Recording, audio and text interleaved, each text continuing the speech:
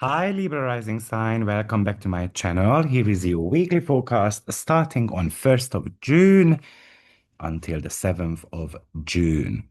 So really, you still have got the very strong ninth house activation and a bit of a seventh house activation. It really feels like that this week is bringing you a massive liberating shift straight to your higher mind, your shared finances, your defining relationships. You are moving from a state of kind of stubborn friction regarding your joint resources and creative boundaries through a radical lightning bolt shock to your belief systems, your global projects, and landing at a crossroad where you must balance your professional status with your closest one-to-one commitments. So the story of the week is about shedding old habits of subconscious self-sabotage, having to step into your intellectual authority and completely rewriting the rules of your finances. So let's map it out day by day so that you can optimize every single transit in the bestest possible way. Well, the story begins on Monday, June 1st, with a bit of a clash between your deep financial dependencies and your personal desires. Mars is currently running through your eighth house, the house of joint ventures, investments, taxes, psychological boundaries. In Taurus, Mars here makes you fiercely protective of your security, but it also makes you completely unyielding about your financial boundaries.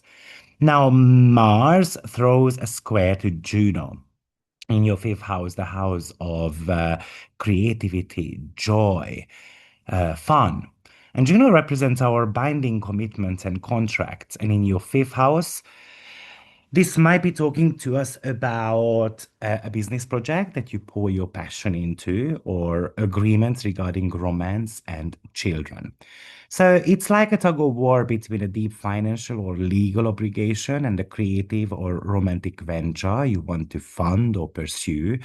You might feel a partner is using joint assets in a way that triggers your survival instincts, or you might find yourself resisting an agreement because it drains your creative freedom.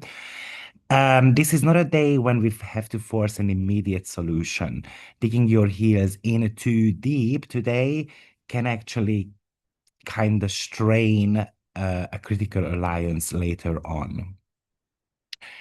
Thank God on the 2nd of June, we do have got a stabilizing aspect, and that's Sun and Saturn sextile.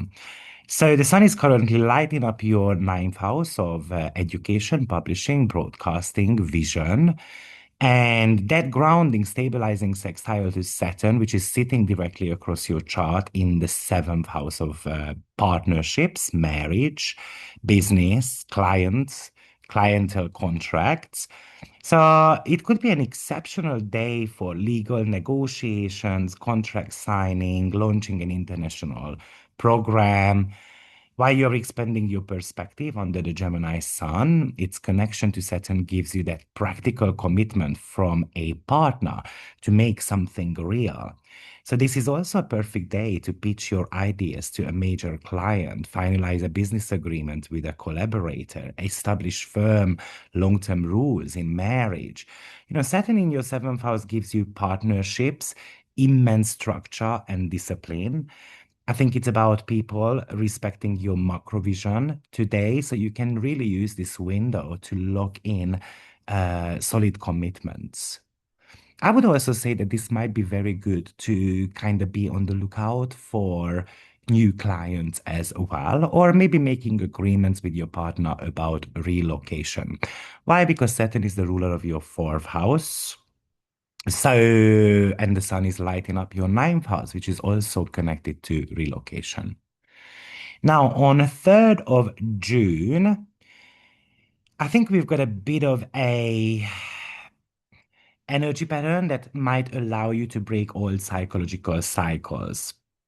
But we have got a busier day. Mercury trine North Node and Ceres conjunct Uranus as well. So Mercury is moving through the top of your chart, which is the 10th of career, reputation, And it's forming that very beautiful trine to North Node in your sixth house, the house of daily work, systems, health. While, of course, it's sextile in the South Node in your 12th house, the house of isolation and subconscious. It feels like that Libra rising have been caught in 12th house South Node trap for a long time, overanalyzing hidden fears, escaping into isolation, letting subconscious self-doubt paralyze your outer progress. And then we should start breaking that spell, really. Maybe this is a major professional conversation or a career download. Connect directly to a massive upgrade in your daily work environment and health routines. You suddenly realize that you cannot let private anxiety store your real world productivity. You step confidently into a functional daily flow, trusting your operational path. I've been telling you this, Libra, but this is a massive year for you to boost your business. But sometimes things won't work out. And we're gonna have, and maybe that Safnod is telling you that the reason why, because you don't actually believe in something that you are launching. And that Mercury wants you to let that go. Now, simultaneously, Ceres meets Uranus in your ninth house. So that's a lightning bolt to your belief system, a publishing project, an educational pursuit, a travel plan. So that might be an unexpected shift in a legal matter, a shocking piece of global news. Maybe you want to be closing down a company of yours, or you want to be relocating your company somewhere else, or you're making a radical decision to completely rewrite a training program, or simply you start feeding your mind with something. So I decided I want to study something. You might even upgrade how you share your wisdom with the world. Now, on June 4th and 5th, quite a busy couple of days. We've got Bacchus entering Leo, Ceres starts squaring the nodes, Juno goes a retrograde. So Bacchus enters your 11th house of Leo, and it really brings in the celebration. It's the networking, it's the luxury clients, it's a desire to completely let loose and enjoy yourself with your audience, with your friends, or even masterminds. And then on that fifth, when Ceres in your ninth house moves into that square with the nodes are sitting in your sixth and 12th house. So there was that massive global and educational shakeup on Wednesday, and that hits a crossroads with your daily workload. So you might find yourself trying to use logical Gemini arguments to solve a deeply emotional or spiritual health crisis. And the universe is blocking that path. If you fall back into that old patterns of escaping into subconscious avoidance, kind of like trying to back up everything with spirituality, it looks like that you start triggering kind of like a frustration. It is somehow an invitation to trust the evolution of your vision, even if the daily logistics aren't perfectly aligned yet. And Juno goes retrograde in your fifth house for the next few months. I think your creative contracts, your romantic agreements, a passionate project are undergoing a major audit. So you're being asked, is this project or relationship genuinely fulfilling, or am I sacrificing my creative freedom? Or am I kind of like sacrificing the self within a certain type of partnership? And then on still on the 5th, Persephone enters Taurus, and on the 6th, asteroid Lilith enters Gemini. So we got to the weekend, and Persephone entering your eighth house, joining Mars there in the sector of joint assets. I mean, remember the intense financial and kind of like the asset tension from Monday?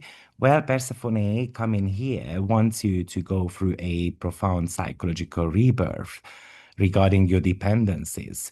You know, it says, I'm not going to bargain with your peace of mind or tolerating manipulative financial dynamics or even dishonesty. So you are trying to find empowerment through building rock solid boundaries around your shared money, your taxes, your deep intimacy.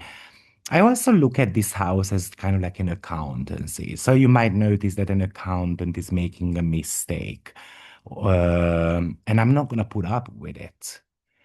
And on June 6th, when asteroid Lilith enters your ninth house, with Lilith in your house of higher mind, broadcasting, teaching, any desire to water down your philosophy or play nice to please ideological gatekeepers should completely vanish. It's about you claiming absolute power over your truth. I have no tolerance for double standards or kind of like censorship that I can only say certain things. So if you're an author, a coach, a teacher, a content creator, this is a green light to broadcast your really raw, unfiltered insights. And on the 7th, wrapping up the week on Sunday, Mercury, right at the top of your chart in your 10th house, is getting into a square with Vesta. And this is, again, another conflict between your public professional standing and that sacred devotion to a specific partner, a client contract, or a marriage. Maybe it's like I'm thinking to get out of a contract, but I can't because I have to remain committed to this specific client, business partner, contractual agreements, and all those type of stuff. But you can feel like that you are getting consumed by a core relationship or a client demand. And Mercury in the 10th house is flooding you with professional responsibilities, business emails, branding tasks that require your absolute focus. So, trying to manage your career while simultaneously trying to kind of blockade an intense partnership demand, I think it might leave your brain a little bit fried. So, the key here is strict compartmentalization, setting a hard boundary, dedicate set hours to handle your professional authority, and then step away completely to tend to your important partnerships without letting them cross into your career space. Even it could indicate with Vesta that the partner wants 100% dedicated focus on them, but Mercury has to go to work because it's emotionally overwhelmed at work. And I can imagine at the weekend this could be a frustration. And then we have got all these planning activities, Aries, and then we might have to kind of cancel on it. So we need to be careful because this might be bringing some confrontations.